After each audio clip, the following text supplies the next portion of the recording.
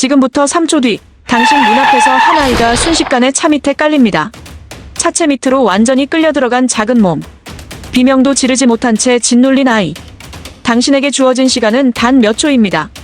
조금만 늦으면 그 아이는 다시는 일어서지 못할 수도 있습니다. 당신은 어떻게 하시겠습니까? 이번엔 다른 상황입니다.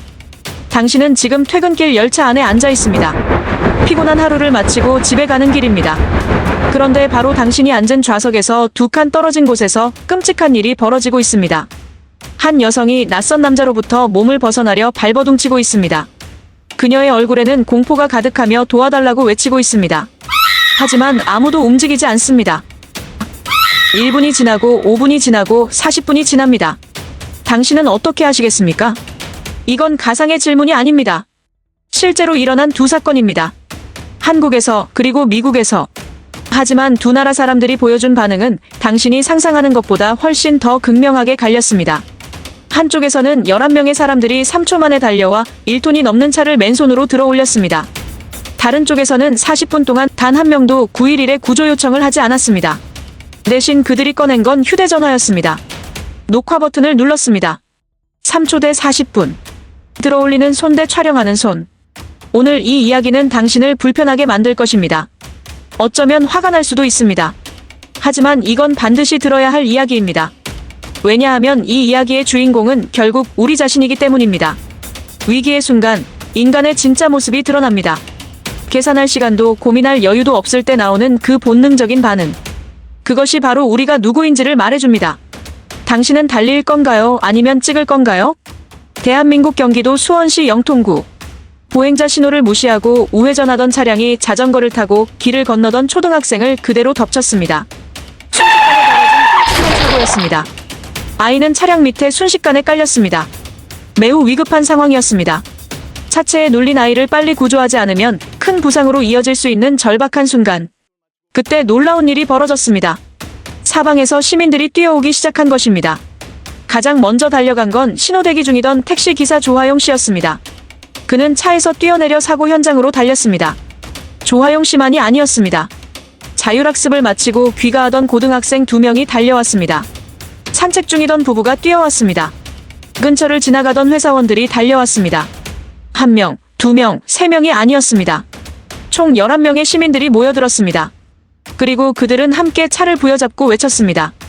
영차! 영차! 11명이 힘을 합쳐 차체를 번쩍 들어 올렸습니다.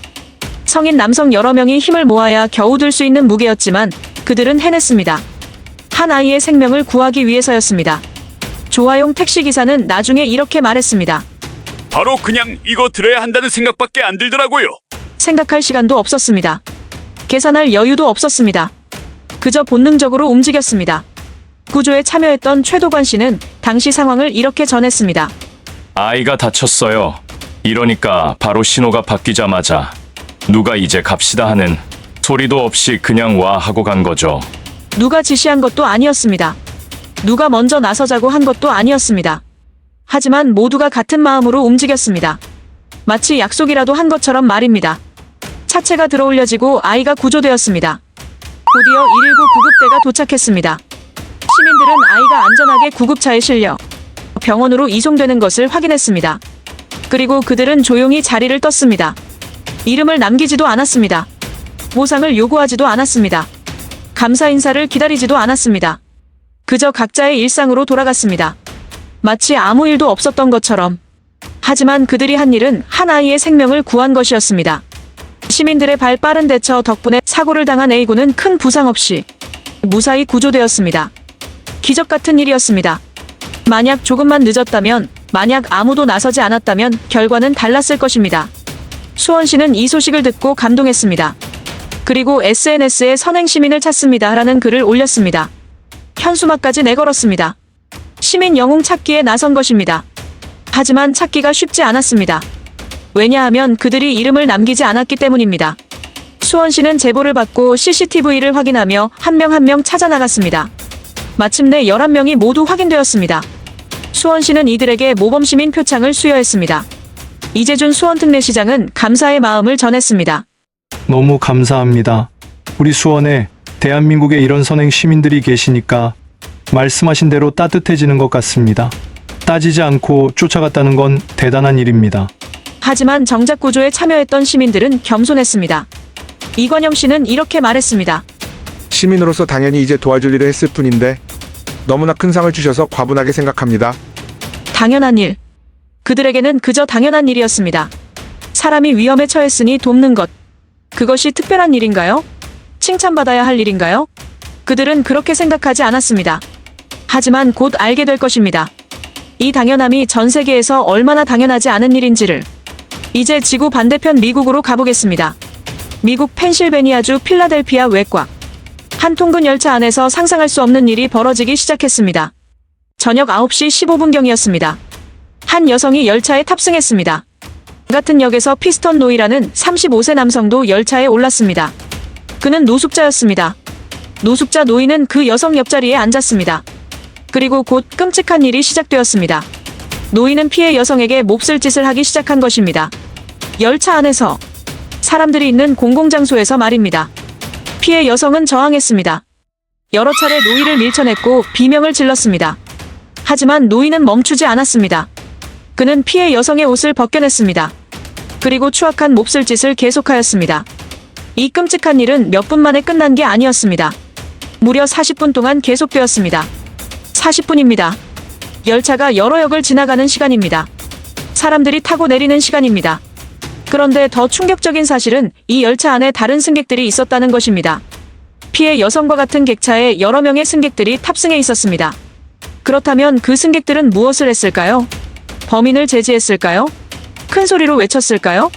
열차 비상벨을 눌렀을까요? 경찰에 신고라도 했을까요? 아니었습니다. 펜실베이니아 남동부 교통국 SEPTA 경찰대가 조사한 결과 충격적인 사실이 드러났습니다. 승객들은 휴대전화를 꺼내들었습니다. 그리고 현장을 향해 휴대전화를 들고 있었습니다. 촬영을 하고 있었던 것입니다. 토마스 네스텔 경찰대장은 이렇게 말했습니다. 당시 승객들이 사건 현장을 향해 휴대전화를 들고 있었습니다. 그는 또한 충격적인 사실을 덧붙였습니다. 당시 필라델피아 911에 접수된 신고는 없었습니다. 40분 동안 단 한 건의 신고도 없었다는 것입니다. 열차 안에 여러 명의 승객이 있었는데도 아무도 신고하지 않은 것입니다. 대신 그들은 휴대전화로 촬영만 했던 것입니다. 어퍼 다비 경찰서의 티머시 버나트 감독관은 폐쇄회로 CCTV를 면밀히 분석했습니다. 그 결과는 더욱 충격적이었습니다. 당시 상황을 녹화하고 범행을 말리지 않은 사람들도 처벌받을 가능성이 있습니다. 승객들은 단순히 무관심한 것이 아니었습니다. 그들은 적극적으로 현장을 촬영하고 있었습니다. 마치 영화를 보듯이, 마치 콘텐츠를 만들듯이. 피해 여성이 저항하며 비명을 지르는 모습도, 도움을 청하는 모습도, 그 모든 것이 그들의 휴대전화 화면에 담겼습니다. 하지만 아무도 일어서지 않았습니다. 아무도 소리치지 않았습니다. 아무도 신고하지 않았습니다. 40분이 지나고서야 한 승객이 행동을 취했습니다. 하지만 그것도 열차 안에서가 아니었습니다. 열차가 다음 역에 도착한 후 역 직원에게 신고를 한 것입니다. 왜 열차 안에서 신고하지 않았을까요? 왜 40분이나 기다렸을까요? 그 질문에 대한 답은 아무도 주지 않았습니다. 경찰이 출동했고 노인은 체포되었습니다. 그는 강간 등의 혐의로 조사를 받게 되었고 법원에 출석하게 되었습니다. 하지만 피해 여성은 이미 40분간의 지옥을 경험한 후였습니다. 그녀를 더욱 절망에 빠뜨린 것은 범죄 행위 자체만이 아니었습니다. 주변 사람들의 무관심과 방관이었습니다. 여러 명의 사람들이 있었습니다. 그들은 분명 보고 있었습니다. 휴대전화를 들고 촬영까지 하고 있었습니다. 하지만 아무도 그녀를 돕지는 않았습니다. 이 사건은 미국 사회에 엄청난 충격을 주었습니다. AP통신을 비롯한 주요 언론들이 이 사건을 대대적으로 보도했습니다. 사람들은 경악했습니다. 어떻게 이런 일이 가능한가? 어떻게 40분 동안 아무도 신고하지 않을 수 있는가?